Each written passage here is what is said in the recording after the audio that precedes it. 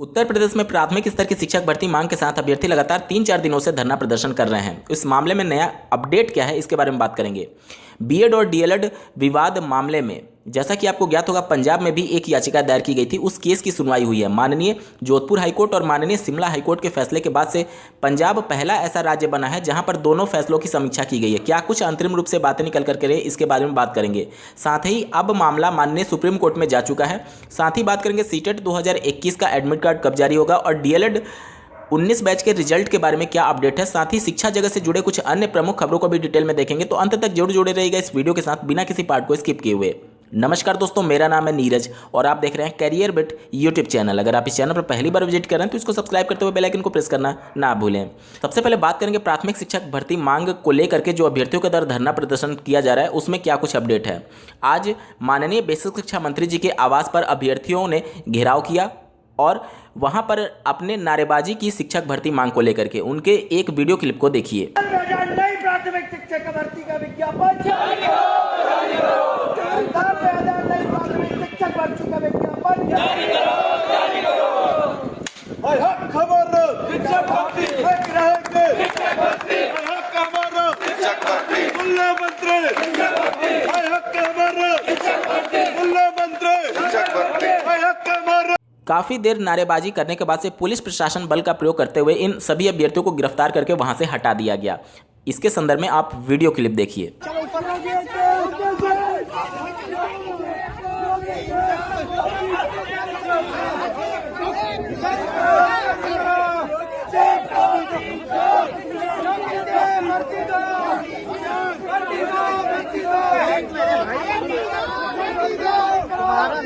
अब आते हैं बीएड डीएलएड पात्रता विवाद मामले में।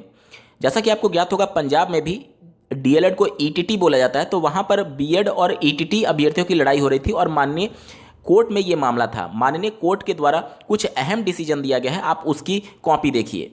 जैसा कि आपको ज्ञात होगा, माननीय जोधपुर हाईकोर्ट के द्वारा बीएड अभ्यर्थियों के प्राथमिक शिक्षक भर्ती में एलिजिबिलिटी को पूरी तरीके से रद्द करने के लिए एनसीटी के उस 28 जून 2018 के गजट को माननीय कोर्ट ने रद्द कर दिया था। उसी की ऑर्डर कॉपी बीएसटीसी यानी ईटीटी अभ्यर्थियों की तरफ से माननीय कोर्ट में प्रस्तुत किया गया। वहीं बीएड अभ्यर्थियों की तरफ से माननीय शिमला हाईकोर्ट के द्वारा जो कोर्ट ऑर्डर दिया गया था, जिसमें बीएड अभ्यर्थियों को प्राथमिक शिक्षक भर्ती के लिए पूरी तरीके से पात्र माना गया था, उसके डिसीजन को माननीय कोर्ट में प्रस्तुत किया गया। इसके बाद से पंजाब में माननीय कोर्ट ने एनसीटी और केंद्र सरकार से जवाब मांगा कि आखिर इन दोनों फैसले को आप किस नज़रिए से देखते हैं। मतलब इस फैसले के विरोध में आप माननीय सुप्रीम कोर्ट में दरवाज़ा खटखटाने जा रहे हैं या फिर फैसले को एक्सेप्ट कर लेते हैं।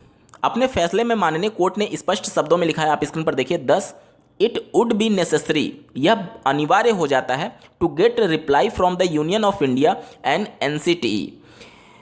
इसके बाद से ये अनिवार्य हो जाता है कि एनसीटी और केंद्र सरकार की तरफ से इस मामले में उनका रुख क्या है ये जानना, और इसके लिए दिनांक 20 जनवरी 2022 तक का वक्त माननीय कोर्ट ने केंद्र सरकार और एनसीटी को दिया है। मतलब कि अब एनसीटी और केंद्र सरकार को बताना है कि दोनों राज्यों में जो माननीय हाईकोर्ट के द्वारा फैसला दिया गया उसमें आप किसके फैसले को मानते हैं या फिर इसके विरोध में आप माननीय सुप्रीम कोर्ट में चैलेंज करने जा रहे हैं अथवा नहीं करने जा रहे हैं। ये 20 जनवरी 2022 तक आपको कोर्ट में बताना होगा हर हाल में।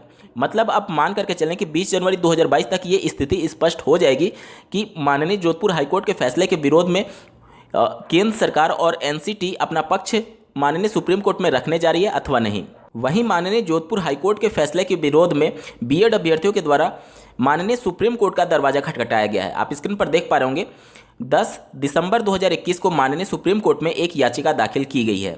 जैसा कि पहले वीडियो में मैंने आप सभी को सूचित किया था कि बीएसटीसी की तरफ से, मतलब राजस्थान में जो डीएलएड अभ्यर्थी हैं उनके द्वारा पहले ही इसके संबंध में माननीय सुप्रीम कोर्ट में कैविएट दाखिल किया गया था और राजस्थान सरकार ने भी कैविएट दाखिल कर रखा था माननीय सुप्रीम कोर्ट में। इसका मतलब ये हुआ कि जो बीएड अभ्यर्थियों की तरफ से याचिका दायर की गई है, अब माननीय सुप्रीम कोर्ट में सभी पक्षों की लड़ाई होगी और बिना सभी पक्षों को सुने माननीय सुप्रीम कोर्ट कोई अंतरिम रूप से आदेश जारी नहीं करेंगे। चूंकि अब मामला माननीय सुप्रीम कोर्ट में जा चुका है और उत्तर प्रदेश में माननीय लखनऊ खंडपीठ में जो सुनवाई चल रही है, अब उसमें बहुत ज़्यादा चांसेस ये हैं कि माननीय लखनऊ खंडपीठ ये कह सकती है कि माननीय सुप्रीम कोर्ट का जो फैसला आएगा हम उसके आधार पर अपना ऑर्डर पास कर देंगे। कहने का मतलब जब सुप्रीम अथॉरिटी के पास ये मामला जा चुका है तो अब अन्य राज्यों में इस सभी याचिकाओं की सुनवाई का कोई भी मतलब नहीं होता है, क्योंकि माननीय सुप्रीम कोर्ट जो अंतरिम रूप से फैसला जारी करेगी वही अंतिम एवं सर्वमान्य होगा। उत्तर प्रदेश सरकार एडहॉक पर यानी संविदा पर कार्यरत सभी कर्मचारियों को परमानेंट करने पर विचार कर रही है। आप स्क्रीन पर देख सकते हैं ये शासनादेश जारी किया गया है। इस संबंध में मुझे ये कहने का निर्देश हुआ है कि उत्तर प्रदेश लोक सेवा आयोग के क्षेत्र के बाहर समूह ग और समूह घ के पदों पर सरकारी विभाग में दैनिक मजदूरी या कार्य प्रभार या संविदा पर कार्य कर रहे व्यक्तियों की विनियमितकरण नियमावली 2016 के प्राविधानों के अंतर्गत किसी सरकारी विभाग में उपलब्ध रिक्त पदों पर विनियमितकरण हेतु वही अब व्यक्ति पात्र होगा जो किसी सरकारी विभाग में 31 दिसंबर 2001 को या उससे पूर्व समूह ग या समूह घ के पद पर दैनिक रूप से मजदूरी या फिर कार्यरत रहा होगा। मतलब कि 21 दिसंबर 2001 से पहले जो भी अभ्यर्थी कार्यरत रहे होंगे उनको परमानेंट करने के लिए शासनादेश उत्तर प्रदेश सरकार के द्वारा जारी किया गया है।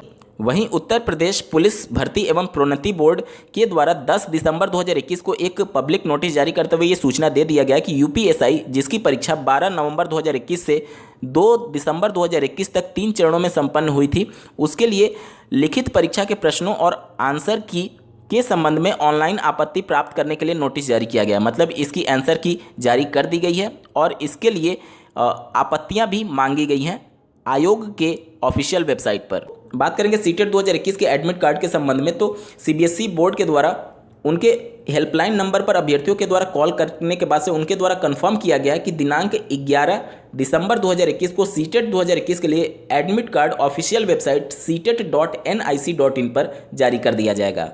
वहीं बात कर लेते हैं डीएलएड 2019 बैच के 4th सेमेस्टर रिजल्ट के क्रम में। तो जैसा कि मैंने आप सभी को अवगत कराया था कि पीएनपी के जो सचिव हैं वो 4th सेमेस्टर के कापियों के मूल्यांकन में शिकायत मिलने के बाद से फिर से कापियों की पुनर्मूल्यांकन करा रहे हैं। मतलब कि कई जिलों से कापियां मंगवाई गई हैं और उनमें सैंपलिंग की जा रही है कि मार्किंग सही से हुआ है या फिर इसी प्रकार से नंबर बढ़ा करके दिए गए हैं। इन सब की जाँच की जा रही है, जिसमें कम से कम हफ्ते दिन का समय लगने की आशंका है और उसके बाद ही रिजल्ट घोषित होगा।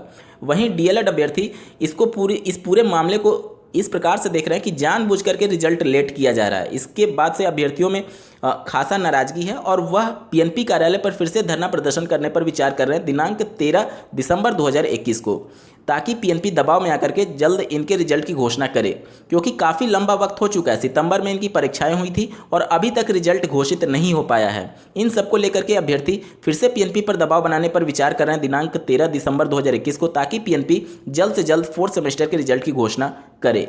आज के वीडियो में बस इतना ही। ऐसे ही महत्वपूर्ण अपडेट के लिए इस चैनल को सब्सक्राइब करना ना भूलें। इस वीडियो को देखने के लिए आपका बहुत बहुत धन्यवाद। भगवान करे आपका दिन शुभ हो।